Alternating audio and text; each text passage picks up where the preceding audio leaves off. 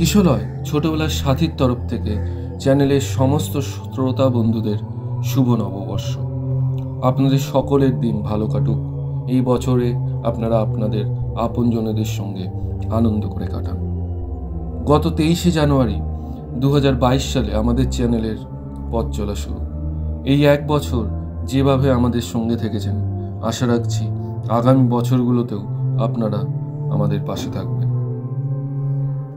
গত বছর জানুয়ারি মাসে প্রথম দিনে যার অনুপ্রেরণায় আমার এই চ্যানেলের পথ চলা শুরু, আজ হয়তো তার সঙ্গে এক আলোকবর্ষ দূরত্ব, তবুও এই চ্যানেল চলতে থাকবে, আমার কাজ চলতে থাকবে। আমাদের সকলের তরফ থেকে আবার শুভ নববর্ষ। এবং আমাকে যিনি অনুপ্রেরণা দিয়েছিলেন একটি বেতার চ্যানেল তৈরি করার, তাকেও শুভ নববর্ষ। ভালো থেকো, পারলে মনে রেখো। শুভ নববর্ষ সকলকে। বাংলা সাহিত্যের রোমাঞ্চকর কিছু গল্প নিয়ে আমাদের পথ চলা শুরু। আজ কিশলয় ছোটবেলার সাথীর তরফ থেকে পরবর্তী নিবেদন বিখ্যাত শিশু সাহিত্যিক অজেয় রায় রচিত গল্প রক্তচোষা। অজেয় রায় 1934 সালের 17ই আগস্ট জন্মগ্রহণ করেন। তার ছাত্র জীবন অতিবাহিত হয় কলকাতা ও শান্তিনিকেতনে। কিছুকাল শিক্ষকতা করার পর বিশ্বভারতী কৃষি অর্থনীতি গবেষণা কেন্দ্রের কর্মী রূপে কাজ করতেন। শিশু কিশোরদের জন্য অজেয় রায় প্রচুর কাহিনী রচনা করেছেন। তার লেখা সন্দেশ, আনন্দমেলা, শুকতারা, কিশোর ভারতী ইত্যাদি পত্রিকায় প্রকাশিত হয়। তার কয়েকটি গল্পে চিত্রাঙ্কন করেছেন সত্যজিৎ রায়। উল্লেখযোগ্য বইগুলির মধ্যে আছে আমাজনের গহনে, ফেরোমন, মুঙ্গু, মানুক দেবতার রহস্য সন্ধানে, কিশোর রচনা সংগ্রহ, অ্যাডভেঞ্চার সমগ্র ইত্যাদি। তার সৃষ্ট গোয়েন্দা ও সাংবাদিক চরিত্রের নাম দীপক রায়। ছোটদের জন্য লেখার স্বীকৃতি স্বরূপ অজেয় রায় একাধিক পুরস্কার পেয়েছেন। তার মধ্যে আছে বিশ্বভারতী বিশ্ববিদ্যালয় প্রদত্ত আশালতা সেন স্মৃতি পুরস্কার, পশ্চিমবঙ্গ শিশু সাহিত্য পরিষদের পুরস্কার ও পদক, সুবিনয় রায় স্মৃতি পদক, পশ্চিমবঙ্গ সরকার প্রদত্ত শিশু সাহিত্যে বিদ্যাসাগর স্মৃতি পুরস্কার। 2008 সালে 3রা সেপ্টেম্বর তিনি মৃত্যুবরণ করেন। আজকের গল্পটি কিছুটা ভৌতিক এবং রহস্যজনক। শুরু হচ্ছে আমাদের পরবর্তী নিবেদন রক্তচোষা।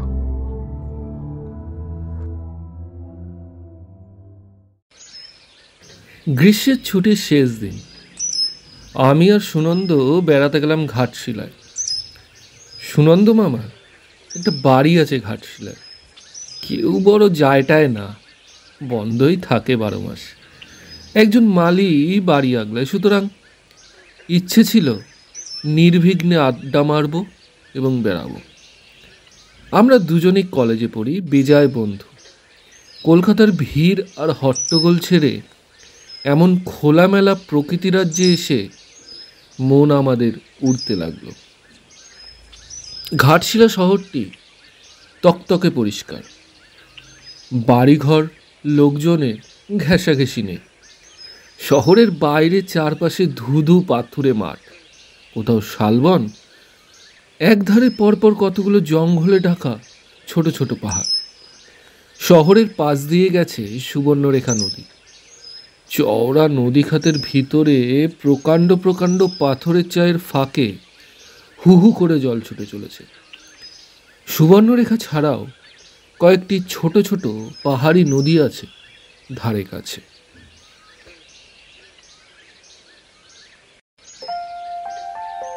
সুনন্দর মামার বাড়ি শহরের প্রায় বাইরে একটু নির্জন অংশে। ধলগুমগড় যাবার পিচ বাঁধানো চওড়া রাস্তাটা আমাদের বাড়ির সামনে দিয়ে গেছে। এই পথ শহর ছাড়িয়ে প্রান্তর ভেদ করে শালবনের গা ছুঁয়ে দূর দিগন্তে গিয়ে মিশেছে। তখন একটু একটু বর্ষা নেমেছে, গরম কমেছে, যদিও দিনের বেলা চড়া রোদ ওঠে। আমাদের কিন্তু পরোয়া নেই, দুটো সাইকেল জোগাড় করে দিনের বেলা টোটো করে ঘুরে বেড়াই। রাতে বিছানায় শুয়ে শুনতে পাই হায়নার খ্যাক খ্যাক হাসি। মালির বউ লক্ষ্মী রান্না করে দেয়, ভাত ডাল তরকারি সে মোটামুটি রাঁধে, কিন্তু মাছ মাংস নিজেরাই বানায়। ভোরবেলা প্রায়ই হাজির হয় বুধন মাঝি। কোনোদিন সে আনে তাজা ফলমূল, মাছ মুরগি বা ডিম, কোনোদিন মধু, কখনো বা কলসি ভরা টাটকা খেজুর রস। বুধন মাঝি সাঁওতাল, মাঝবয়সী। আমাদের সঙ্গে তার বেশ ভাব হয়ে গেছে। ও থাকে মাইল ৩-৪ দূরে এক গ্রামে। গ্রামের নাম মহুয়াডাঙ্গা। বুধন ঘাটশিলার বাজারে জিনিস বিক্রি করতে যায়। পথে আমাদের বাড়িতে বসে প্রায়ই খানিক গল্প করে নেয়। লোকটি চায়ের ভক্ত। চায়ের সময় এলে আমরা ওকে চা অফার করি। বুধন লাজুক লাজুক মুখে চক্ষু বুদে চায়ের কাপে চুমুক দেয়। মোটামুটি একই ছাদে কাটছিল দিনগুলো। হঠাৎ ঘটনার মোড় গেল ঘুরে। একদিন বুধন এলো ভোরে, কয়েকটা ডিম এনেছে বিক্রি করতে। লক্ষ্য করলাম তার মুখ ভারী বিষণ্ণ। সুনন্দ ঠাট্টা করল, তুই বুধন মুখ বেজার কেন? বউয়ের সঙ্গে ঝগড়া হয়েছে বুঝি? বুধন মাথা নাড়ল, তারপর কেমন ঝিম মেরে বসে রইল। বুঝলাম ব্যাপার কিছু গুরুতর। হয়তো ওর বাড়িতে কারো অসুখ বিসুখ করেছে। আমি সহানুভূতি দেখাই। বুধন বলো শুনি, হয়েছেটা কি? বুধন মুখ তুলে বলল, বাবু আমার ভাইটাকে মেরে ফেলবে, ঠিক মেরে ফেলবে। সে কি? বুধনের এক ছোট ভাই আছে শুনেছিলাম। তার বেশি কিছু জানতাম না, কিন্তু তাকে মারবে কে, কেন? একটু একটু করে বুধনের কাছ থেকে উদ্ধার করলাম সমস্ত ঘটনা। এক আশ্চর্য অবিশ্বাস্য কাহিনী। মহুয়াডাঙ্গায় নাকি রক্তচোষার আবির্ভাব ঘটেছে। মানুষের রক্তলোভী কোনো নিশাচর প্রাণী। আর গ্রামের লোকের সন্দেহ বুধনের ভাই হচ্ছে এই রক্তচোষা।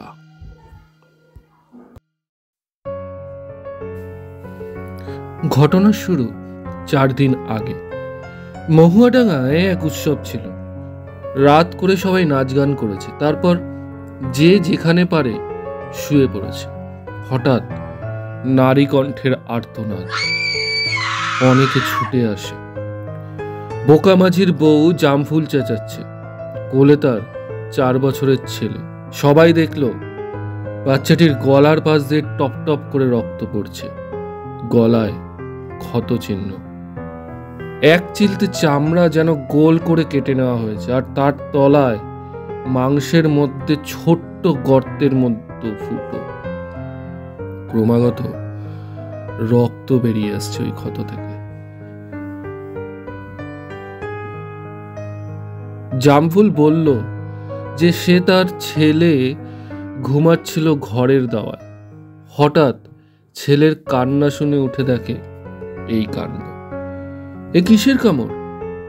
সবাই পরামর্শ করল, ইঁদুর, ছুঁচো, সাপটাপ। ওসব নয়। অভিজ্ঞ লোকেরা কাটা জায়গা পরীক্ষা করে জানালো, তবে কি কোনো পোকামাকড়? কেউ সঠিক বুঝতে পারে না। যা হোক, ন্যাকড়া পোড়া চাপা দিতে রক্ত বন্ধ হলো। জামফুল আর একটা খবর দিয়েছিল। সে নাকি ছেলের কান্নায় ঘুম ভেঙেই দেখে বুনোর সামনে দিয়ে হনহন করে হেঁটে যাচ্ছে। সেদিন কেউ বুনোকে নিয়ে মাথা ঘামায়নি। বুনো সম্বন্ধে গ্রামের লোকের সন্দেহ জাগলো আরো 2 দিন পর, অর্থাৎ গত পরশু রাতে। ঢ্যাঙা মাঝি বুনোর প্রতিবেশী। ঢ্যাঙা ঘুমিয়েছিল তার ঘরের চালার নিচে খাটিয়া পেতে। একসময় ঘুম ভেঙে ঘাড়ে হাত দিয়ে বোঝে চটচটে কি যেন। দেশলাই জেলে দেখে রক্ত বেরোচ্ছে, গায়েও শুকনো রক্ত লেগে আছে, সেই একই রকম ক্ষতচিহ্ন। রক্ত যেন থামতে চায় না। গ্রামের লোক আর ব্যাপারটাকে তুচ্ছ করে উড়িয়ে দিতে পারল না। কোনো চেনা জীবজন্তুর দাঁত বা নখের দাগ হয়। তাদের ধারণা হয়েছে এ নিশ্চয়ই কোনো পিশাচ বা দানর কীর্তি। সে ঘুমন্ত মানুষের দেহে ফুটো করে রক্ত চুষে নিচ্ছে। কি করতে পারে এই কাজ? একটা বিশেষ কারণে সবার বুনোর উপর নজর পড়ল। বুধনের ভাই নাম বুনো, স্বভাবেও বুনো। সে ছোটবেলা থেকে বাউন্ডুলে, একরোখা দুর্ধর্ষ প্রকৃতির। কতবার বাড়ি ছেড়ে চলে গেছে, মাসের পর মাস পাহাড়ে জঙ্গলে ঘুরেছে। কাজকর্ম চাষবাসে মন নেই, যত অদ্ভুত বিদ্যে শেখার ঝোঁক। ওঝাদের কাছে সাকরেদি করে মন্ত্রতন্ত্র টুকটাক শিখেছে অনেক। অতি বদরাগী, কারোর সঙ্গে সদ্ভাব নেই, বুধনের সঙ্গেও নয়। ঢ্যাঙার সঙ্গে বুনোর কদিন আগে ঝগড়া হয়েছিল। দুজনের বাড়ির সীমানায় একটা কুল গাছের দখল নিয়ে বুনো ঢ্যাঙ্গাকে শাসিয়েছিল। ঢ্যাঙা বলেছে যখন তার বউ ঢ্যাঙার ঘাড়ের রক্ত বন্ধ করতে ব্যস্ত, তখন সে দেখেছে তার উঠোনে বুনো দাঁড়িয়ে। তার বাড়িতে এত রাতে বুনো এসেছিল কি করতে? গ্রামের লোক আতঙ্কে দিশেহারা হয়ে পড়েছে। তাদের মতে রাতের বেলা বুনো নিশ্চয়ই দানো হয়ে মানুষের রক্ত চুষে খায়। গ্রামের মোড়ল বুনোকে এ বিষয়ে জিজ্ঞেস করতে সে দারুণ চটে যায়। বলে মিছিমিছি সবাই তার পিছনে লাগছে, এই ব্যাপারে তার কোনো হাত নেই। ঢ্যাঙার চিৎকার শুনে সে দেখতে গিয়েছিল ব্যাপারটা কি, কিন্তু গ্রামের লোকের বিশ্বাস হয়নি বুনোর কথা। ফুসফাস গুজগাজ আরম্ভ হয়েছে। বুনোই দায়ী, এ বুনোর কাজ। মহুয়াডাঙ্গার মানুষগুলোকে সে এবার মেরে ফেলবে। ও আর মানুষ নেই, দানো হয়ে গেছে। কেউ কেউ বলছে মেরে ফেল পিটিয়ে। গল্প শুনে আমরা থ। এমন কাণ্ড সম্ভব? আমি প্রশ্ন করলাম, সত্যি বুনো এরকম কাজ করতে পারে নাকি, তুই জানিস? বুধন বলল, আড়ালে জিজ্ঞেস করেছিলাম ওকে, বুনো বলেছে আমি করিনি, মানে হলো ও মিছে কথা বলছে না। সুনন্দ বলল, বুধন তোর ভাইকে কিছুদিনের জন্য গ্রাম ছেড়ে চলে যেতে বল। একবার যখন সন্দেহ ঢুকেছে মাথায়, বারবার এরকম হলে হয়তো মরিয়া হয়ে গ্রামের লোক বুনোকে খুন করে বসবে। বুধন হতাশ হয়ে বলল, বলেছিলাম তাই, বুনো যাবে না। কেন? ওই মেয়েটার জন্য। কে মেয়ে? বুধন বলল, বুনো বিয়ে করেছিল, বউ মরে গেছে তার। মেয়েটি হতভাগ্য পঙ্গু। বছর 1.5 আগে পড়ে গিয়ে তার ডান পায়ে চোট লাগে।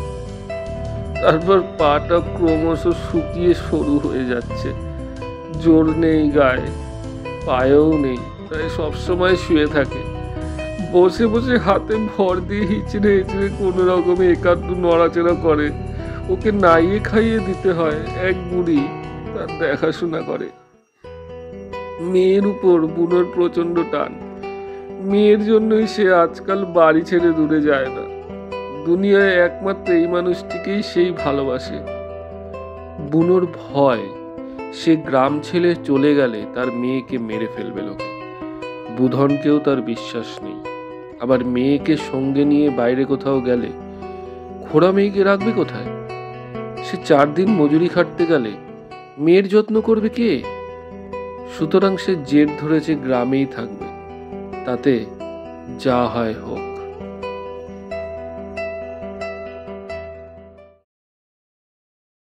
আমিও সুনন্দ মাথা ঘামাতে শুরু করলাম। বুনো যতই একগুঁয়ে বা রাগী হোক, স্রেফ সন্দেহের শিকার হয়ে তাকে মারা পড়তে দেওয়া যায় না। ওই অসহায় মেয়েটার ভাগ্যে তখন কি ঘটবে? এ কাজ কার? সত্যি কোনো মানুষ, না পিশাচের, না কোনো জন্তু জানোয়ারের? গ্রামের অন্য কোনো শয়তান কি এই কীর্তি করে বুনোর ঘাড়ে দোষ চাপাচ্ছে? কেউ তো স্বচক্ষে দেখেনি বুনোকে রক্তপান করতে। এখন বুনোকে তার মেয়েকে বাঁচায় কি করে? দুই বন্ধু প্রাণপণে বুদ্ধি হাতড়াতে থাকি। আমি বললাম, পুলিশে খবর দিলে কেমন হয়? সুনন্দ বলল, কোনো লাভ নেই, গ্রামের ঘরোয়া ব্যাপারে পুলিশ নাক গলাবে না। তবু চেষ্টা করি, যদি যায় পুলিশ, একটু ভয় দেখিয়ে আসে, তাহলে চট করে বুনোর ক্ষতি করতে অন্যেরা হয়তো সাহস পাবে না। ইতিমধ্যে রক্তচোষার ব্যাপার থেমে যেতে পারে। সুনন্দ ঘাড় নাড়ল। যাবে না পুলিশ, স্রেফ গুজব শুনে 3-4 মাইল পথ ঠেঙিয়ে যেতেও রাজি হবে না, উল্টে আমাদের ঠাট্টা করবে। হ্যাঁ যাবে, যদি খুন খারাপে কিছু হয় তারপর। তখন গিয়ে লাভটা কি হবে? ঘোড়ার ডিম? আমি রেগে বললাম। তিনজন চুপচাপ বসে আছে। বুনোকে বাঁচাবার কোনো উপায় আমাদের মাথায় আসছে না। সুনন্দ বলে উঠল, ঠিক আছে, পুলিশ না যাক, আমরা যাব, মাঝে মাঝে ঘুরে আসবো ওই গ্রামে, বুনোর খোঁজ খবর করব, তাহলে গ্রামের লোক সাবধান হয়ে যাবে। কিন্তু একটা ছুতো চাই। হ্যাঁ, মুরগির খোঁজে যাওয়া যেতে পারে। বুধন, বুনোর মুরগি আছে? আছে। বেশ, আমরা দুজনে কাল মুরগি কিনতে যাব বুনোর কাছে। ওকে বলে রাখিস, আমাদের যেন আবার হাঁকিয়ে না দেয়, ওর ভালোর জন্যই যাচ্ছি। বাইরের লোক বারবার বুনোর খোঁজে আসছে দেখলে এখন কেউ ওকে মারধর করার সাহস পাবে না, কারণ জানে বুনোর কিছু ঘটলে আমাদের তা নজরে পড়বে, এবং ঘটনাটা অস্বাভাবিক মনে হলে পুলিশে খবর যাবে। আমাদের যুক্তি বুধনের পছন্দ হলো। সে খুশি মনে বিদায় নিল।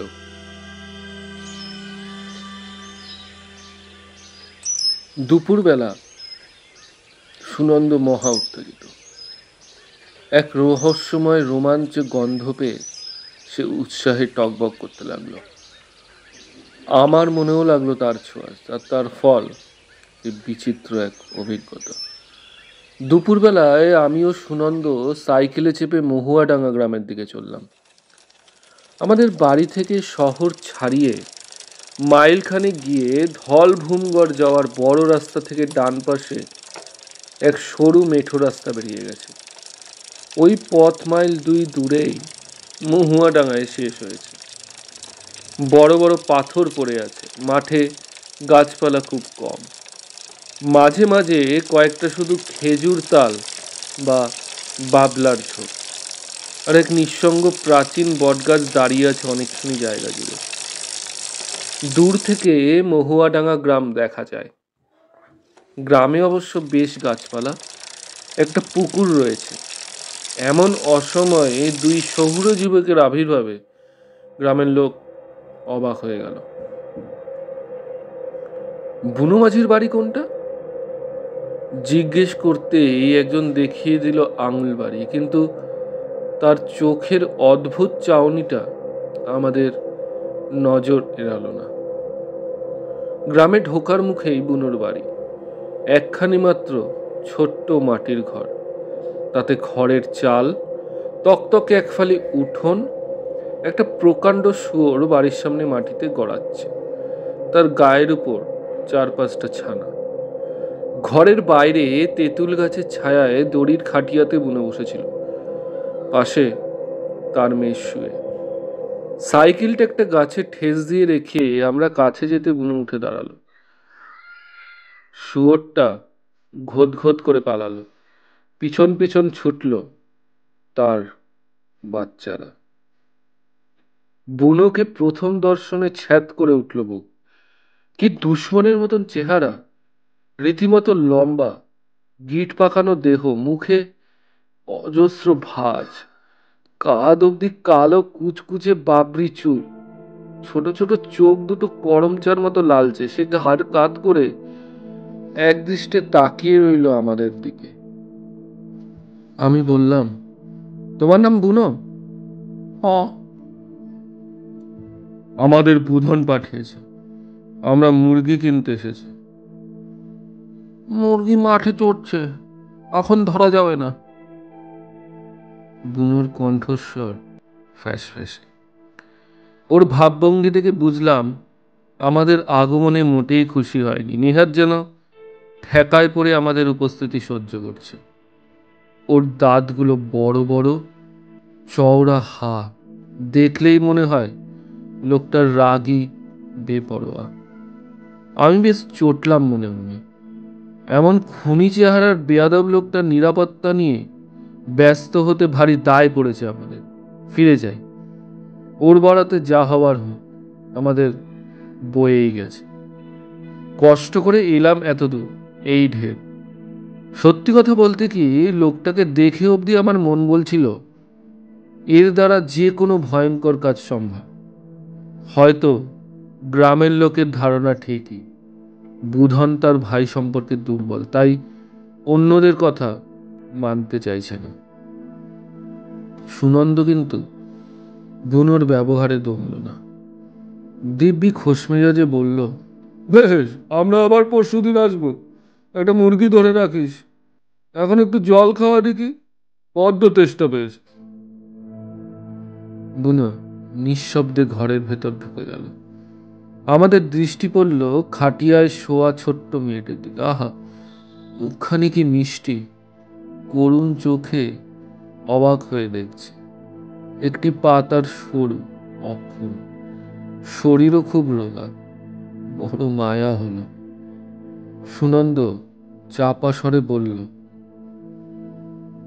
অসিত, দেখ, অনেকে লক্ষ্য করছে আমাদের। কথাটা ঠিক। আড়াল আবডাল থেকে অনেক মেয়ে পুরুষ উঁকিঝুঁকি মারছিল। তাদের চোখে কৌতূহল। বুনো জল আনলো ঝকঝকে পিতলের ঘটিতে। দেখ, খেলাম জল। যাবার সময় সুনন্দ চেঁচিয়ে বলে গেল, বুনো, আমরা পরশুদিন আবার আসবো। প্রান্তরের মধ্যে দিয়ে ফিরে চলেছি। গ্রাম ছাড়িয়ে খানিক গিয়ে দৃশ্য দেখে আশ্চর্য হয়ে গেলাম। আসার সময় মহুয়াডাঙ্গা থেকে প্রায় মাইল খানিক দূরে মাঠের মধ্যে প্রকাণ্ড এক বটগাছ দেখেছিলাম। সেই গাছের নিচে একজন লোক দাঁড়িয়ে আছে, দীর্ঘ আকৃতি, পরনে গেরুয়া রঙের পাঞ্জাবি ও সাদা পায়জামা। চোখে দূরবীন লাগিয়ে গাছের ডালে না জানি কি দেখছে। সুনন্দ বলল, প্রতাপ রুদ্র, ঝাউ বাংলোতে থাকে। আমাদের পাড়ার একেবারে শেষ বাড়িটা হলো ঝাউ বাংলো। এই নাম স্থানীয় লোকদের দেওয়া। ঝাউ বাংলো অন্য বাড়িগুলোর থেকে বেশ খানিক তফাতে। বিরাট কম্পাউন্ডওয়ালা বাড়ি, উঁচু পাঁচিলে ঘেরা, ভিতরে প্রচুর গাছপালা। মস্ত লোহার ফটক থেকে বসতবাড়ি অবধি কাকড় ফেলা চওড়া রাস্তা। তার দুধারে আছে দুসারি ঝাউ গাছ। বোধহয় এই জন্যই ঝাউ বাংলো নামের উৎপত্তি। ও বাড়ির বাসিন্দাদের চিনি না, শুধু শুনেছি প্রতাপরুদ্র ওই বাড়ির মালিক। ঘাটশিলা স্থানীয় কাউকে বা কোনো চেঞ্জারকে ঝাউ বাংলোয় কখনো বেড়াতে যেতে দেখিনি। প্রতাপবাবুকে কয়েকবার মাত্র দেখেছি। খুব ভোরে কালো রঙের থ্যাবড়ামুখ বিশাল এক কুকুর নিয়ে মাঠে বেড়াচ্ছেন। ভদ্রলোকের নিজের চেহারাও চোখে পড়ার মতো। 6 ফুটের ওপর খাড়া শরীর, দোহারা শক্ত গড়ন, রোদে পোড়া ফর্সা রং, মাংসহীন লম্বাটে মুখ, চাপা পাতলা ঠোঁট, টিয়া পাখির মতো বাঁকানো নাকের নিচে পাকানো গোফ আর চিবুকে ফ্রেঞ্চ কাট দাড়ি, মাথায় কাঁচা পাকা ঘন চুল, পরনে থাকে হাঁটু অবধি ঝুলের পাঞ্জাবি ও পায়জামা। তার গম্ভীর ধরন দেখলে নিজে থেকে আলাপ করার উৎসাহ জাগে না। শুনেছি ভদ্রলোক 2 বছর হলো বাড়িখানা কিনে এখানে বাস করছেন, তবে ঘাটশিলায় থাকেন না প্রায়। ওই বাড়িটা আগে ছিল এক জমিদারের সম্পত্তি।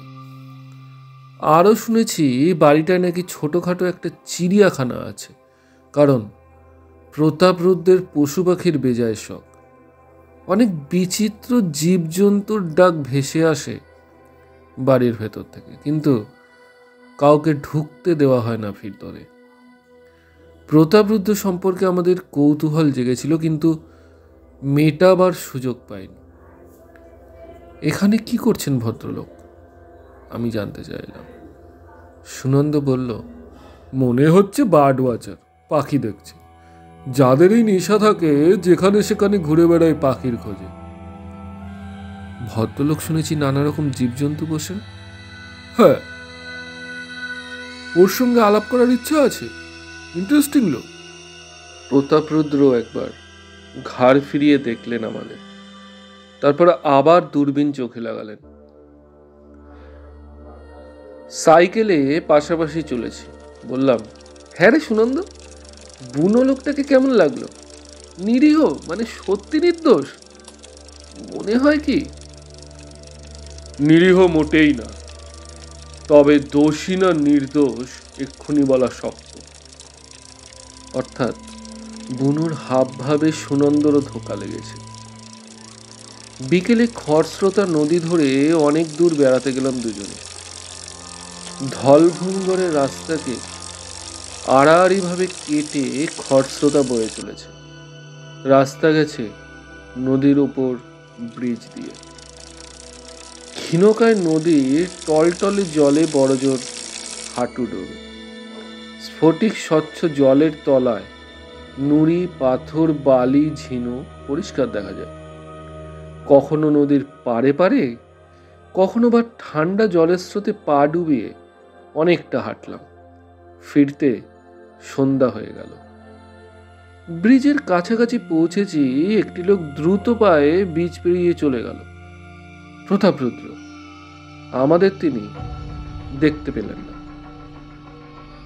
আমরা লক্ষ্য করলাম প্রতাপবাবু কিছুটা এগিয়ে ধলভূমগড়ের রাস্তা ছেড়ে মাঠে নামলেন। ওই তো মহুয়াডাঙ্গা গ্রামে যাবার পথ। সরঝোপের আড়াল থেকে দেখলাম সেই দীর্ঘকায় ঋজু দেহ ক্রমে ছোট হয়ে আসছে, কখনো বা উঁচু ঢিবির আড়ালে অদৃশ্য হয়ে যাচ্ছে। আলো কমে আসায় তাকে বেশি দূর নজর করতে পারলাম না। কি ব্যাপার, এই সময় ওই দিকে ভদ্রলোক চললেন কোথায়? হয়তো নিশাচর পাখির খোঁজে যাচ্ছে, কিংবা সাঁওতাল গ্রামে হারিয়া খাবার অভ্যাস আছে। ব্রিজের রেলিংয়ে আমরা আরো ঘন্টাখানেক বসে রইলাম। একটার পর একটা গান গাইলাম হেরে গলায়। শেষে গলা ধরে যেতে চায়ের তাগিদে উঠলাম।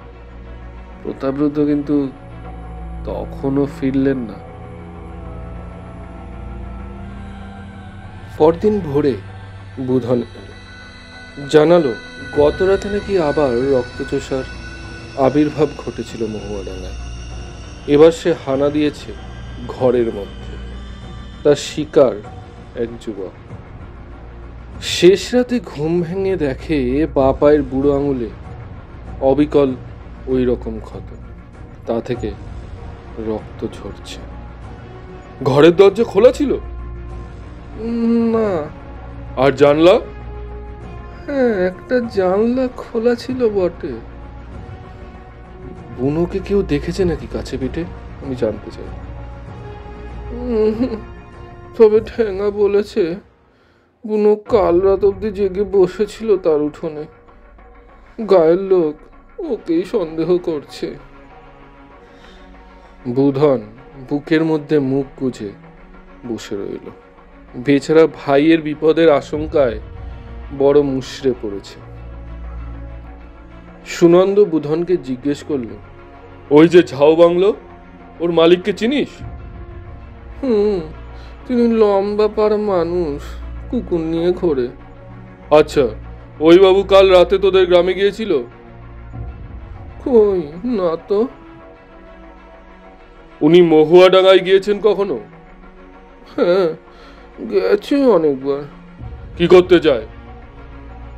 চোখে নল লাগিয়ে পাখি দেখে। রক্ত চোষার ব্যাপারে কিছু জানেন নাকি? তা তো জানি না বাবু, তবে একদিন দূর থেকে দেখেছি ঠ্যাঙামাঝির সঙ্গে কিসব কথা বলছিল। বুধন চলে যেতে সুনন্দ বলল, প্রতাপরুদ্র কাল রাতে মহুয়াডাঙ্গার দিকে গিয়েছিলেন, কিন্তু গ্রামে ঢোকেননি। কোথায় গিয়েছিলেন তবে?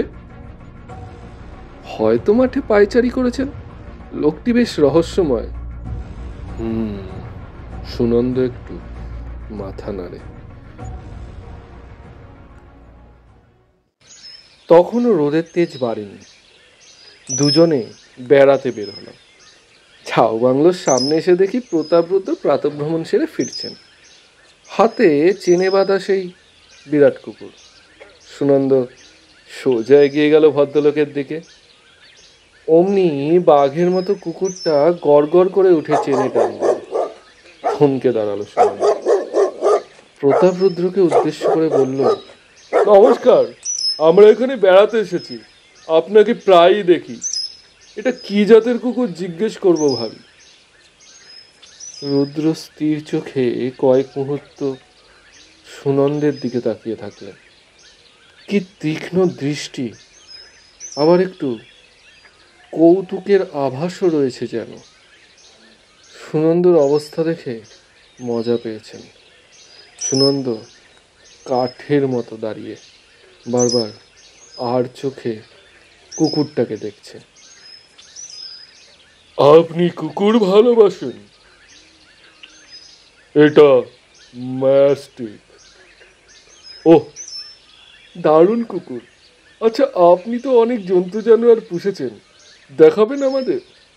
সুনন্দ আলাপ জমাবার চেষ্টা করল। প্রতাপরুদ্রের মুখে কিন্তু কোনো আগ্রহ ফোটে না।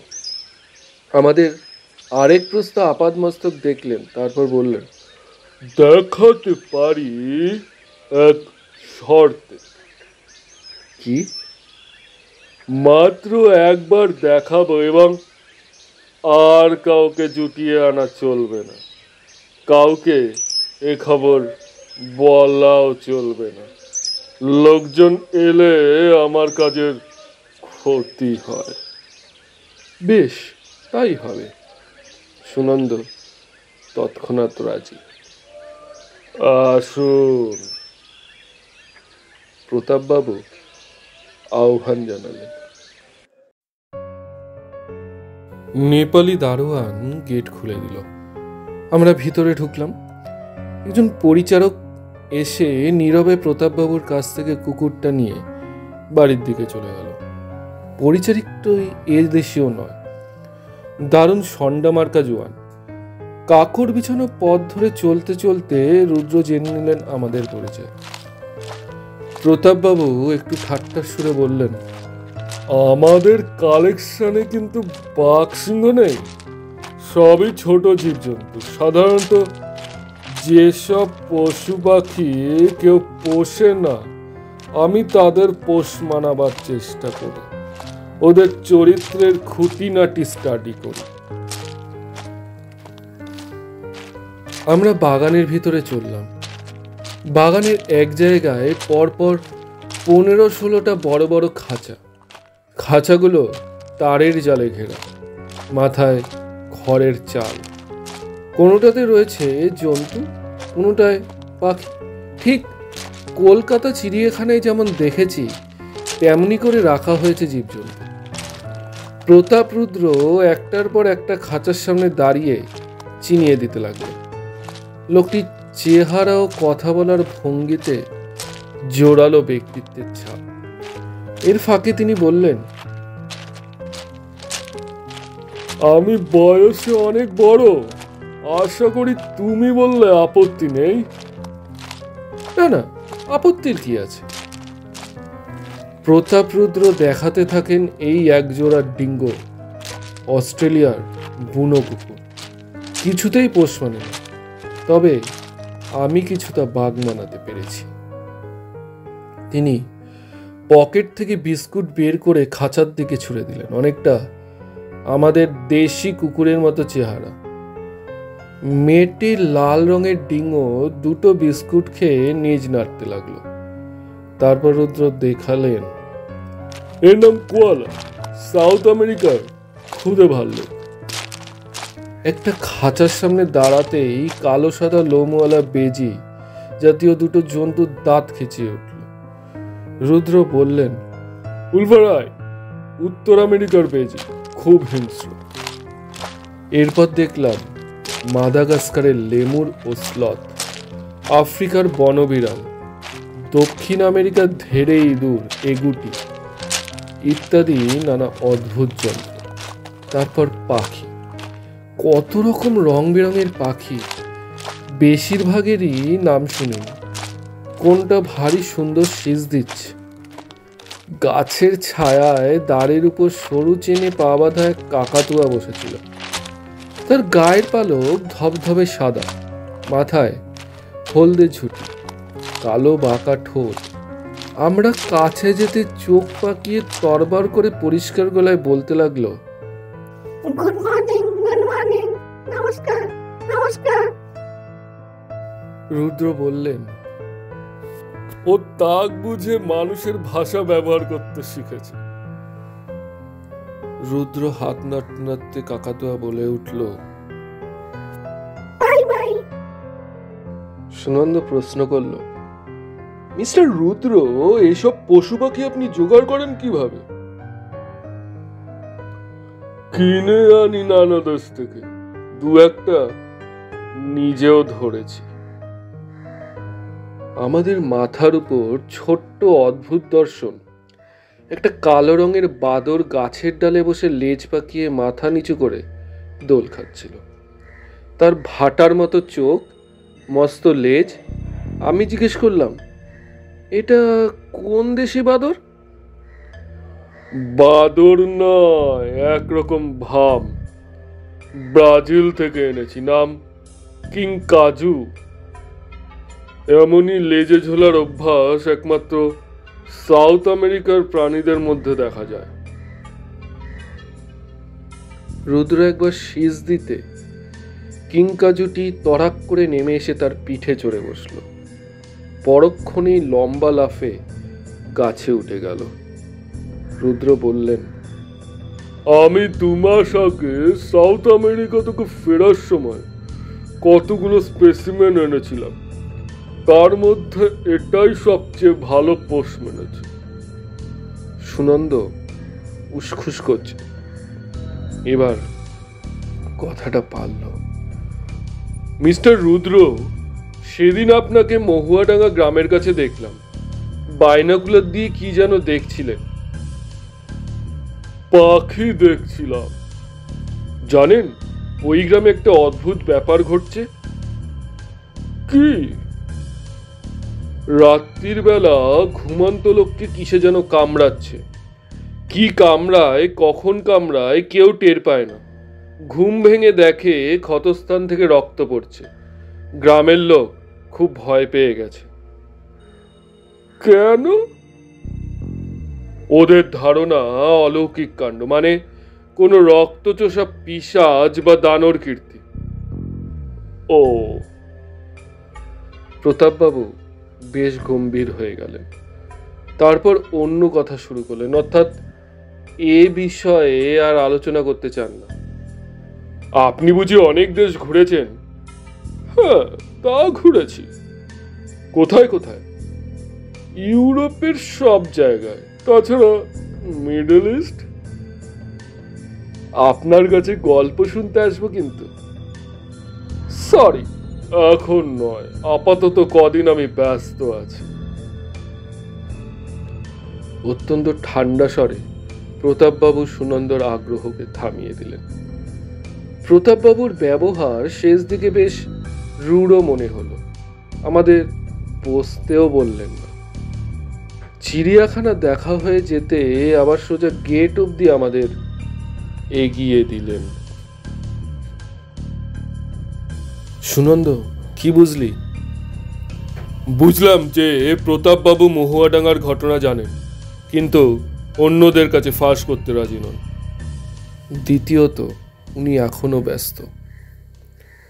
পরদিন বাজার থেকে এসে সুনন্দ বলল, বুঝলি অসিত, প্রতাপবাবু সম্পর্কে একটু খোঁজ খবর করলাম। লোকটার অতীত সম্বন্ধে কেউ কিছু জানে না, শুধু জানলাম উনি একজন প্রাণীতত্ত্ববিদ এবং অনেক দেশ বিদেশে ঘুরেছেন। এখানকার লোকেদের সঙ্গে পরিচয় সামান্য, বিচিত্র স্বভাব। আগের বছর একদল বেদে এসে আস্তানা গেড়েছিল মাঠে। তারা সাপ খেলা দেখাতো, নাচ গান করত, জড়িবুটি ওষুধ বিক্রি করত। প্রতাপবাবুর সঙ্গে তাদের বেশ দহরম মহরম হয়। আবার মাস 6 আগে এক তান্ত্রিক সাধু এসে শালবনের ভিতর কিছুদিন ছিল। তার কাছেও প্রতাপবাবুকে ঘোরাফেরা করতে দেখা গেছে। তবে লোকটা নাকি পশু পাখির বিষয়ে একজন এক্সপার্ট। কলকাতা চিড়িয়াখানার সুপারিনটেন্ডেন্ট একবার ওর সঙ্গে কয়েকটা জন্তু নিয়ে আলোচনা করতে এসেছিলেন। সেদিন সন্ধ্যার ঝোঁকে দেখলাম প্রতাপবাবু ঝাউ বাংলো থেকে বেরিয়ে খরস্রোতা নদীর দিকে চলে গেলেন। সঙ্গে কুকুরটা নেই। আমরা নদীর ব্রিজে গিয়ে অনেকক্ষণ বসে রইলাম। রাত হলো, কিন্তু প্রতাপবাবু ফিরলেন না। চল তো একবার মাঠে। প্রতাপ রুদ্রের খোঁজে? সুনন্দ মহুয়াডাঙ্গার পথে পা চালালো। কিছুটা গিয়েই থমকে দাঁড়ালাম দুজনে। জনমানবহীন সেই বিশাল আধার মাঠের মাঝে দাঁড়িয়ে কেমন গা ছমছম করতে লাগলো। চারদিক নিঝুম, থেকে থেকে কোনো রাত জাগা পাখির তীক্ষ্ণ ডাক শোনা যাচ্ছে। মাথার ওপর অগণিত তারা হীরের কুটির মতো ঝিকমিক করছে। আচমকা কতগুলো শিয়াল সমস্বরে চেঁচিয়ে উঠল। আলোর চিহ্ন দেখতে পেলাম না। খানিক দূরে সুনন্দকে ঠেলা মেরে বললাম, চল ফিরি। সুনন্দ নীরবে ফিরে চলল। বুধন এলো 3 দিন পরে। মহুয়াডাঙ্গায় গতকাল আবার সেই রক্তলোভী নিশাচরের উপদ্রব ঘটেছে। আবার আক্রমণ হয়েছে ঢ্যাঙা মাঝির উপর। ঢ্যাঙা এবার শুয়েছিল ঘরের ভিতর, পাশে ছিল তার বউ। বউই আবিষ্কার করে ঢ্যাঙার গলায় একটা কাটা জায়গা থেকে রক্ত গড়াচ্ছে। ঢ্যাঙা কিন্তু তখন অঘরে ঘুমাচ্ছে।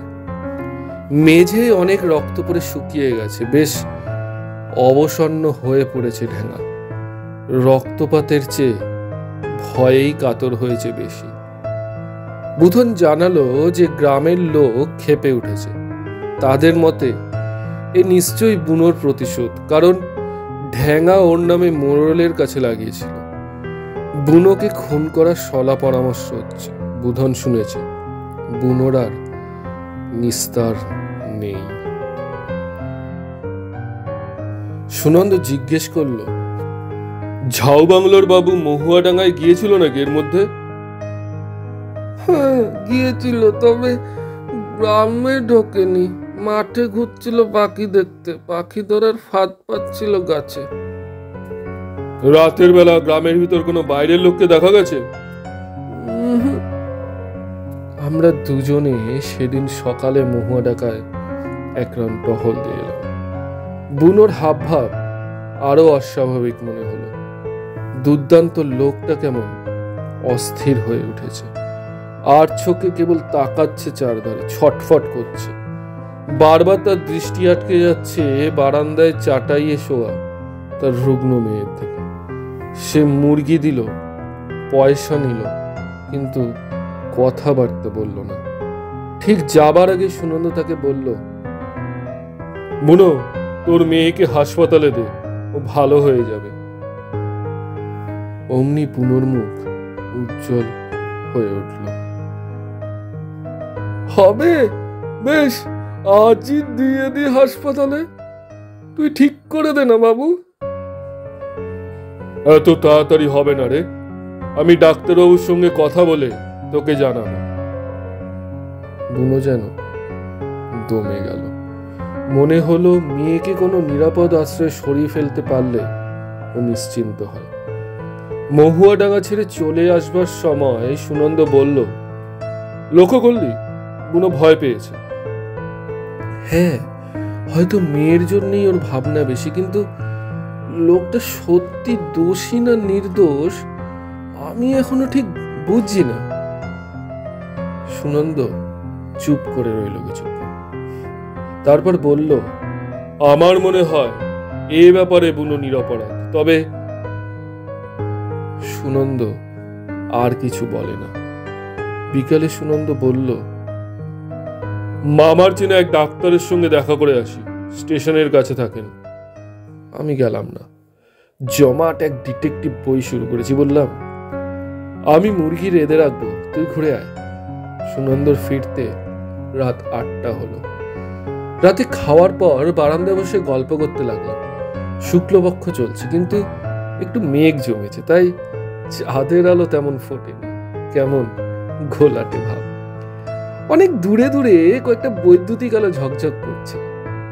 আকাশে মেঘের ফাঁকে ফাঁকে 2-4টে মিটমিটে তারা। এমন নিস্তব্ধ রাত কলকাতায় টের পাওয়া যায় না। আমি বললাম, জানিস সুনন্দ, মহুয়াডাঙ্গার রহস্য নিয়ে আমার মাথায় একটা থিওরি এসেছে। কি? ড্রাকুলা ফিল্মটা দেখেছিস? না। গল্পটা শুনেছিস? হ্যাঁ, শুনেছিলাম, কিন্তু আমি ড্রাকুলা ফিল্মটা দেখেছি, বইটাও পড়েছি। মনে আছে, রোমেনিয়ার এক জমিদার মানুষরূপী কাউন্ট ড্রাকুলা ছিল, ভ্যাম্পায়ার। সে ঘুমন্ত মানুষের বা মানুষকে সম্মোহন করে তার রক্ত শুষে খেত। মহুয়াডাঙ্গার কেসটা অনেকটা যেন সেই রকম। দূর, যত সব বাজে সংস্কার। তাছাড়া ড্রাকুলা ফ্রাকুলা বিদেশি ব্যাপার, এই দেশে ড্রাকুলার কথা কখনো শোনা যায়নি। মনে রাখিস, প্রতাপরুদ্র বহুদিন বিদেশে কাটিয়েছে, ওর ব্যাকগ্রাউন্ড কেউ জানে না। অবশ্য ওই বুনো ভ্যাম্পায়ার হতে পারে। সুনন্দ আমার দিকে তাকিয়ে গলা দিয়ে শুধু শব্দ করল, আশ্চর্য ব্যাপার। এরপর সুনন্দর কথা টথা কমে গেল, কিন্তু জিজ্ঞেস করলে হু হ্যাঁ করে দায়সারা গোছের জবাব দেয়। অন্যমনস্কভাবে মাথার চুল টানছে কেবল। ও লক্ষণ চিনি। সুনন্দর মস্তিষ্কে কোনো চিন্তা ঘুরঘুর করছে। নিশ্চয়ই আমার ড্রাকুলার আইডিয়াখানা লেগে গেছে। মনে মনে হাসলাম। আমি মোটেই সিরিয়াসলি ড্রাকুলার কথা ভাবিনি, রহস্য করেছিলাম মাত্র। পরদিন সকালে চা এবং কিঞ্চিতটা গলাধ্যকরণ করেই সুনন্দ হুট করে কোথায় বেরিয়ে গেল। ফিরে এলো মিনিট 15 বাদে। জানতে চাইলাম, কোথায় গিয়েছিলি? ঝাউ বাংলো। কেন? প্রতাপ বাবুর সঙ্গে দেখা করতে। হলো দেখা? না, দারোয়ান বলল বাবু ব্যস্ত আছেন, এখন দেখা হবে না। কি জন্য গিয়েছিলি? আমার মনে একটা সন্দেহ উকি দেয়। ছিল দরকার। সুনন্দ এর বেশি কিছু বলে না। বুঝেছি, প্রতাপরুদ্র সত্যি সত্যি ড্রাকুলা জাতীয় জীব কিনা পরীক্ষা করতে চেয়েছিলি। ঠিক আছে, একটা বুদ্ধি দিচ্ছি, শোন। এরপর যেদিন দেখা হবে, প্রতাপ বাবুকে একটা চকলেট বা বিস্কুট অফার করবি। যদি খেয়ে ফেলে তবে আমাদের থিওরি টিকলো না, আর যদি না খায় তাহলে ও নির্ঘাত রক্তচোষা। কারণ কাউন্ট ড্রাকুলার টাটকা রক্ত ছাড়া কিচ্ছু খেত না। আমার ঠাট্টায় সুনন্দ কিন্তু একটু হাসল না, গোমরা মুখে বসে রইল। দুপুরে খাবার পর সুনন্দ বলল, অসিত, টেনে ঘুমিয়ে নে, আজ রাতে আর ঘুম নেই বরাতে। কেন? কারণ আজ রাতে আমরা প্রতাপরুদ্রকে ফলো করব। অর্থাৎ তোর বিশ্বাস প্রতাপরুদ্রই হচ্ছে মহুয়াডাঙ্গার নিশাচর আততায়ী? লোকটা পিশাচ? মানুষের রক্ত চুষে খায়? তা এই বিজ্ঞানের যুগে এসব ধারণা স্রেফ অচল। আমি তখন তামাশা করছিলাম। প্রতাপ রুদ্রের আসল পরিচয় আমি জানি না, প্রমাণ না পেয়ে আমি কোনো সিদ্ধান্তে আসবো না, কিন্তু আমার দৃঢ় বিশ্বাস মহুয়াডাঙ্গার রহস্যের পিছনে ওর হাত আছে। কেন উনি প্রায় রাতে গ্রামের দিকে যান? যদি আজ রাতে উনি মহুয়াডাঙ্গার দিকে না যান, অর্থাৎ এখন থেকে আমাদের রাতে ঘুমের রফা গয়া। আমার মেজাজ একদম বিগড়ে গেল। কিন্তু সুনন্দ যখন জেদ ধরেছে ও ঠিক যাবেই, ও যে একরোখা ডান পিতে আমি যেতে না চাইলে একাই যাবে, অথচ ওকে একা ছেড়ে দেওয়াও চলে না। বিকেল গড়িয়ে সন্ধ্যা নামছে। নির্জন নদী তটে কত রকম পাখির কাকলি, ঝিরঝিরে বাতাসে ঠান্ডা আমেজ, ভারী আরামদায়ক। আমারও সুনন্দর কিন্তু এসব উপভোগ করার মতো মনের অবস্থা নেই। ঝোপের পিছনে লুকিয়ে অস্থিরভাবে অপেক্ষা করছি কখন আসবে প্রতাপ রুদ্র। সহসা দেখলাম সেই দীর্ঘ ঋজুদেহ ধীর পদক্ষেপে এগিয়ে আসছে ওই পথে। তার গায়ে কালচে রঙের পাঞ্জাবি ও হালকা হলুদ রঙা পায়জামা। প্রতাপ রুদ্র ব্রিজ ছাড়ালেন, তারপর খানিক এগিয়ে মাঠে নামলেন, অর্থাৎ আজও তার লক্ষ্য মহুয়াডাঙ্গা। নজর করলাম প্রতাপবাবুর কাঁধে ঝুলছে ক্যাম্বিসের ব্যাগ। এগিয়ে যাক, বেশ দূর থেকে ফলো করব, নইলে দেখে ফেলতে পারে। প্রতাপ রুদ্রের চলন্ত মূর্তি ক্রমে মাঠের মধ্যে দিয়ে দূরে সরে যায়, তারপর ঢালু জমিতে নেমে চোখের বাইরে চলে গেল। তখন আমি এবং সুনন্দ দুজনেরই মনের মধ্যে ভয় ধরল। তখন আমরা বেরিয়ে এলাম। পা টিপে টিপে এগোচ্ছি, কখনো ঢিবি বা পাথরের আড়ালে দাঁড়িয়ে উঁকি মেরে দেখে নিচ্ছি সূর্য অস্ত যাচ্ছে। সমস্ত পশ্চিম দিগন্ত সিঁদুর বরণ হয়ে উঠল। অপরূপ সেই দৃশ্য।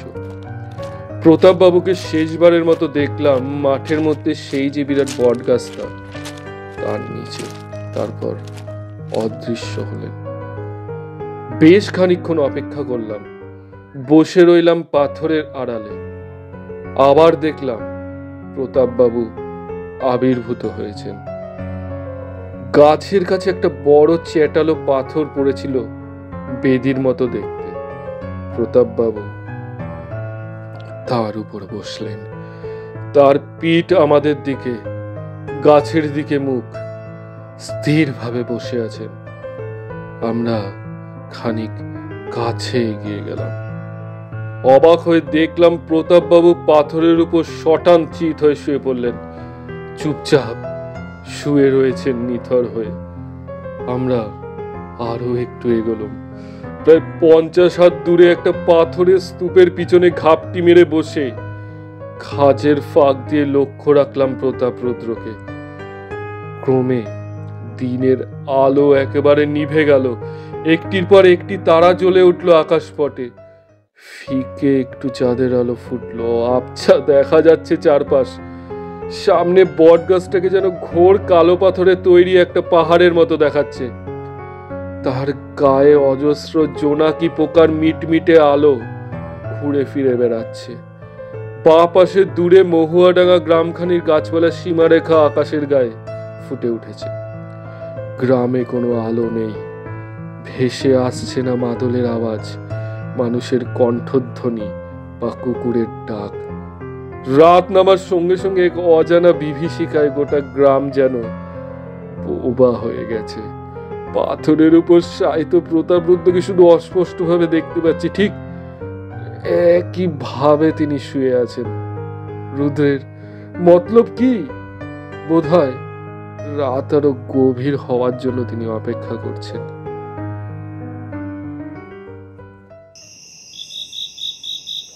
ঝিঝির একঘেয়ে রব ছাড়া অন্য কোনো শব্দ নেই। আমরা দুজনে কাঠের মতো বসে থাকি, প্রবল উত্তেজনায় বুকের মধ্যে যেন হাতুড়ির ঘা পড়ছে। এবার এবার কি ঘটবে? বেশিক্ষণ কাটেনি, হঠাৎ চিৎকার শুনলাম। মানুষের গলা, কিন্তু অদ্ভুত আওয়াজ। বুঝি রুদ্র, ক্রোশ এবং আর্তনাদ মিশে আছে সেই স্বরে। তারপরই চেঁচে করে এক অপার্থিব টানা তীক্ষ্ণ শব্দে রাতের নিস্তব্ধতা যেন খান খান হয়ে গেল। মনে হলো আমাদের উল্টো দিকে প্রতাপবাবুর কাছ থেকে প্রায় 25-30 হাত দূরে সেই শব্দের উৎপত্তি স্থল। সঙ্গে সঙ্গে প্রতাপবাবু তড়াক করে লাফিয়ে উঠে শব্দ লক্ষ্য করে বেগে ছুটে গেলেন। সুনন্দ আমার হাত ধরে টানলো, আয় কুইক। প্রতাপ রুদ্রের হাতে জোরালো টর্চ জ্বলে উঠল। সে আলোতে দেখলাম একটা বড় পাথরের চাইয়ের পাশে দাঁড়িয়ে আছে দানবের মতো একটা মূর্তি। কেশরের মতো ফাঁপানো চুলের রাশি মুখের অনেকটা ঢেকে ফেলেছে। ধরাস করে উঠল হৃৎপিণ্ড। থমকে দাঁড়িয়ে পড়লাম। তারপর তারপর চিনতে পারলাম বুনো। তার হাতে একটা বল্লম। বুনো মাটির দিকে তাকিয়ে আছে। প্রতাপ বাবুও মুহূর্তের জন্য থেমেছিলেন, তারপরই দৌড়ে গিয়ে বুনোর সামনে বসে পড়লেন। আমরাও হোঁচট খেতে খেতে এগোলাম। ঘটনাস্থলে পৌঁছে দেখি প্রতাপ বাবু মাটিতে হাঁটু গেড়ে বসে রয়েছেন, আর তার ডান হাতের মুঠোয় ছটপট করছে কি একটা জীব। প্রতাপ বাবুর বাঁ হাতের টর্চ তার ডান হাতের উপর আলো ফেললো। আমি ভীষণ আশ্চর্য হয়ে চেঁচিয়ে উঠলাম, আরে এ যে একটা বাদুড়। বাদুড়টা ছোট, শিয়ালের মুখের মতো দেখতে তার মুখ। দুটো চকচকে ড্যাব ড্যাবে চোখ, খাড়া খাড়া কান, ছুচলো একটা দাঁত হিংস্রভাবে বেরিয়ে আছে। প্রতাপবাবু তার ডানা দুটো চেপে ধরেছেন। সে ক্রমাগত মুন্ডু ঘুরিয়ে কামড়াবার চেষ্টা করছে। আমাদের দেখে বুনো কর্কশ গলায় বলে উঠল, বাদুড়টা আমার গায়ে বসেছিল। প্রতাপবাবু চমকে ফিরলেন। তার টর্চের আলো পড়ল আমাদের মুখে। এ কি, তোমরা এখানে? হ্যাঁ আমরা। আশা করি চিনতে পারছেন, একটু অসময়ে দেখা হয়ে গেল। তারপর প্রতাপবাবু স্তম্ভিত দৃষ্টিকে অগ্রাহ্য করে সুনন্দ বলল, অসিত, এটা কিন্তু সাধারণ বাদুড় নয়, ভ্যাম্পায়ার ব্যাট। মিস্টার রুদ্র, এবার আপনি। সুনন্দ আরো কি যেন বলতে যাচ্ছিল। রুদ্রের চাবুকের মতো প্রশ্ন তাকে থামিয়ে দিল। এটা ভ্যাম্পায়ার ব্যাট তুমি জানলে কি করে? কে বলেছে? অনুমান মিস্টার রুদ্র, অনুমান। কাল অসিত আমায় ড্রাকুলার গল্প শোনালো। বলল ড্রাকুলার মতো কোনো ভ্যাম্পায়ার নিশ্চয়ই মহুয়াডাঙ্গার লোকের রক্ত শুষে খাচ্ছে। অমনি একটা সম্ভাবনার উদয় হলো আমার মনে। ওসব ভুতুরে গল্প আমি বিশ্বাস করি না, কিন্তু একটা নতুন ক্লু মাথায় এলো। ভূত, প্রেত, পিশাচ নয়, বাদুড়, রক্তপায়ী বাদুড়। ভ্যাম্পায়ার ব্যাটের রক্তপানের বর্ণনা আমি একটা বইয়ে পড়েছিলাম। মহুয়াডাঙ্গার ঘটনাগুলোর সঙ্গে তা অদ্ভুতভাবে মিলে গেল। স্রেফ 2 × 4। আমি বললাম, যা, এখানে ভ্যাম্পায়ার ব্যাট আসবে কোথা থেকে? ইম্পসিবল। সুনন্দ উত্তর দেয়, জানি ভারতবর্ষে ভ্যাম্পায়ার ব্যাট নেই, একমাত্র দক্ষিণ আমেরিকা থেকে কিছু পশু পাখি নিয়ে এসেছেন। অতএব এ প্রাণীটি নিশ্চয়ই তার আমদানি। কি ঠিক বলিনি মিস্টার রুদ্র? প্রতাপবাবু স্তব্ধ হয়ে সুনন্দর কথা শুনছিলেন। এবার শান্ত কণ্ঠে বললেন, কারেক্ট, তোমার অনুমানের প্রশংসা করি। এর নাম ডেসমোডাস, এক জাতীয় ভ্যাম্পায়ার ব্যাট। আমি সাউথ আমেরিকা থেকে আনিয়েছিলাম এদের ধরন ধারণ রিসার্চ করতে। এরপর সুনন্দর মুখ থেকে যে কথাগুলি উচ্চারিত হলো তা শুনে আমি হকচকিয়ে গেলাম। মিস্টার রুদ্র, আপনি কিন্তু ধরা পড়ে গেছেন। এবার আপনার নিষ্ঠুর খেলা বন্ধ করতে হবে। খেলা? নিষ্ঠুর? কি বলছো যাতা?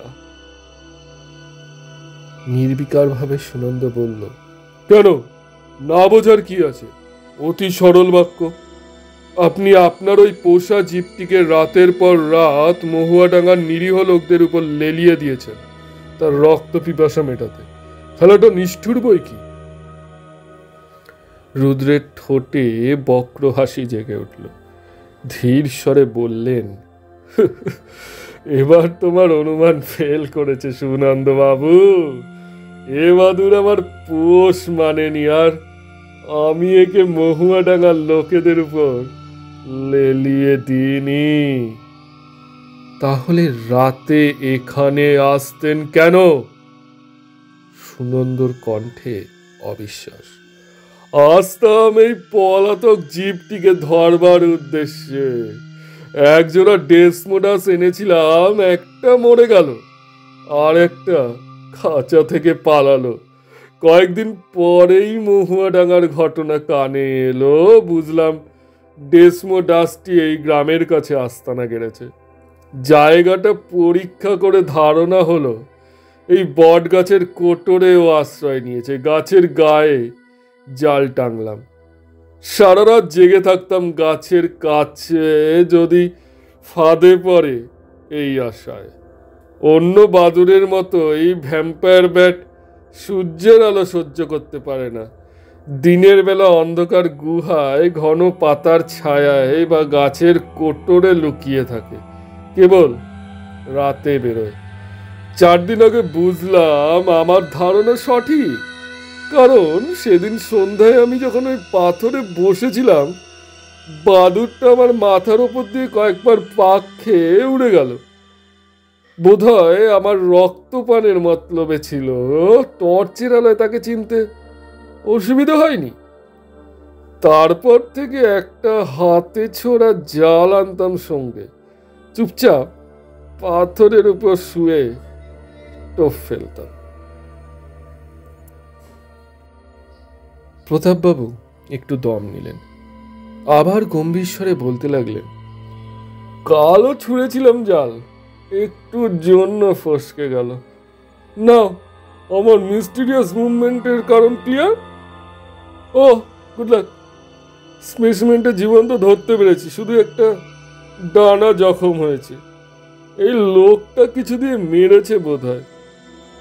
প্রতাপবাবু পকেট থেকে একটা ছোট জালের থলি বের করে বাদুরটাকে তার মধ্যে পুরে বন্দি করে ফেললেন। থলির মুখ টেনে চেন বন্ধ করে দিল। সুনন্দ অপ্রস্তুত স্বরে বলল, সরি প্রতাপবাবু, কিন্তু এই বাদুরের কথা মহুয়াডাঙ্গার লোকেদের বলেননি কেন? ওরা কি ভীষণ আতঙ্কের মধ্যে আছে জানেন? জানায়নি ভয়ে, বুঝলে? জানলে ওরা হয়তো খেপে গিয়ে হাঙ্গামা বাঁধাতো। তার চেয়ে ভয় ছিল ওরা বাগে পেলে আমার দুর্লভ স্পেসিমেনটিকে মেরে ফেলবে। দিনের বেলায় বিরাট বট গাছের অগুনটি কোটর হাতড়ে খুঁজে বাদুরটা ধরা অসম্ভব ছিল। গর্তে বিশুদ্ধ সাপ থাকতে পারে, তবে গ্রামের লোক বাদুরকে মারতে চাইলে কোটরে কোটরে বাইরে থেকে গরম জল ঢেলে দিলেই খতম। তাই চেষ্টায় ছিলাম নিজেই ধরবো কৌশলে। ও যখন রাতে বেরোবে তখন। প্রতাপবাবু, আপনার এই মহামূল্যবান স্পেসিমেনটির জন্য গ্রামের একজন লোক যে প্রাণ হারাতে বসেছে, সে খবর রাখেন? সে কি? কে? কেন? প্রতাপবাবুর চোখ বড় বড় হয়ে ওঠে। বুনোর দিকে আঙুল দেখায় সুনন্দ। এই লোকটির বিপদ। গ্রামের লোকের সন্দেহ ওই দানো হয়ে রাত্রিরে মানুষের রক্ত শুষে খাচ্ছে। ওকে খুন করার প্ল্যান হচ্ছে।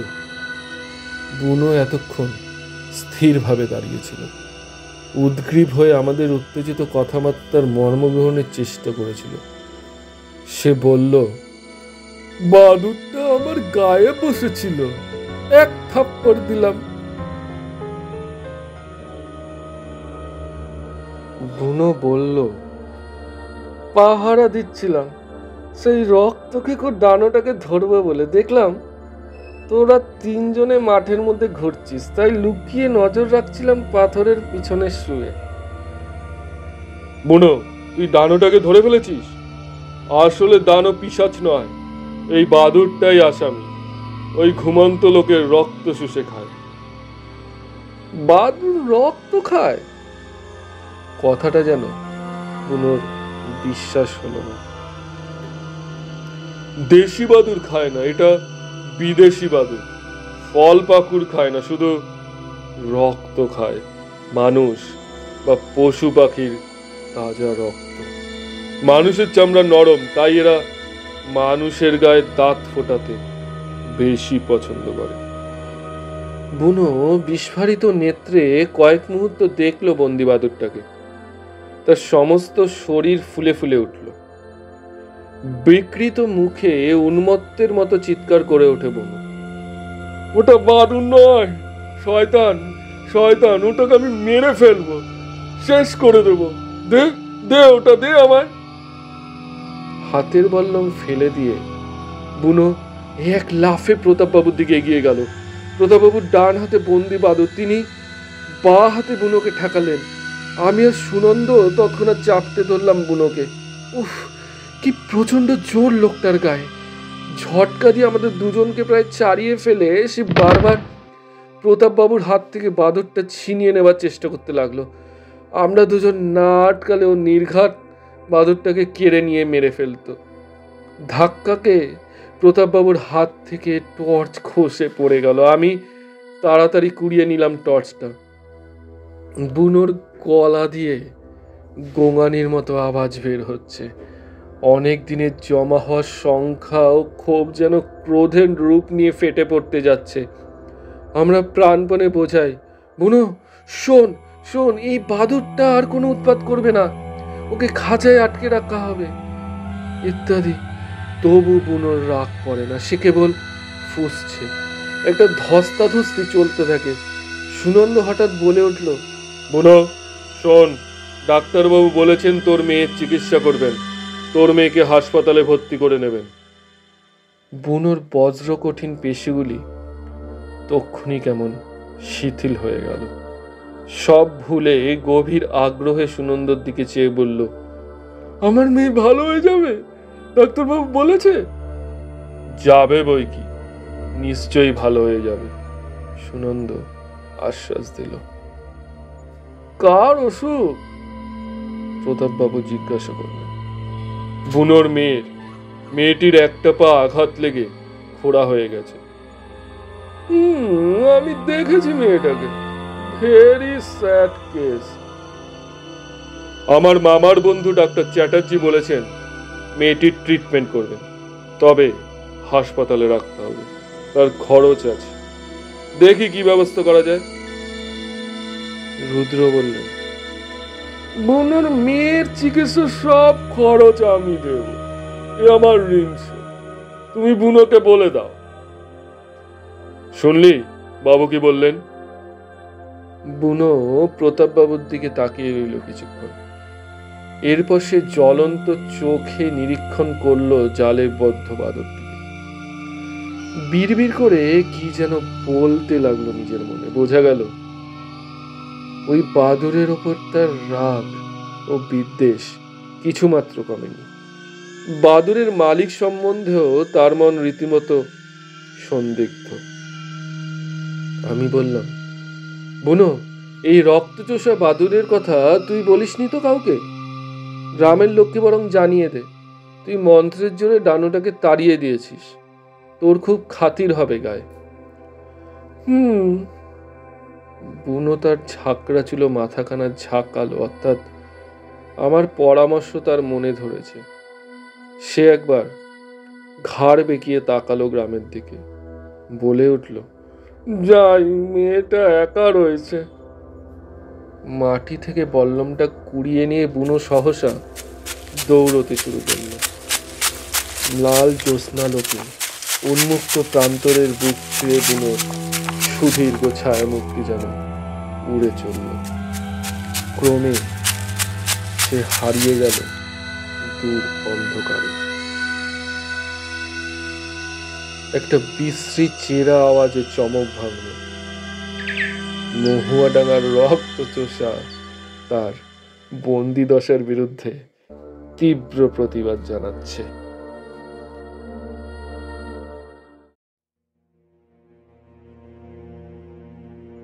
এতক্ষণ আপনারা শুনছিলেন কিশলয় ছোটবেলার সাথী পরিবেশিত বিখ্যাত শিশু সাহিত্যিক অজেয় রায় রচিত গল্প রক্তচোষা। এরকম আরও রোমাঞ্চকর গল্প শুনতে আমাদের চ্যানেলটি সাবস্ক্রাইব করে রাখুন। এরকম রোমাঞ্চকর গল্প পড়তে আমাদের অফিসিয়াল ফেসবুক পেজটি লাইক করে রাখুন, লিংক ডেসক্রিপশনে দেওয়া আছে। লেখক লেখিকারা আপনারা যারা নিজেদের লেখা বেতার পরিবেশন করতে চান আমাদের চ্যানেলের মাধ্যমে, তারা আমাদের মেল করুন, মেল আইডি ডেসক্রিপশনে দেওয়া আছে। ধন্যবাদ, সাথে থাকবেন। আশা রাখছি আরও অনেক রোমাঞ্চকর ভৌতিক কৌতুক গল্প নিয়ে আপনাদের সামনে হাজির হতে পারব। আজকের মতো বিদায়।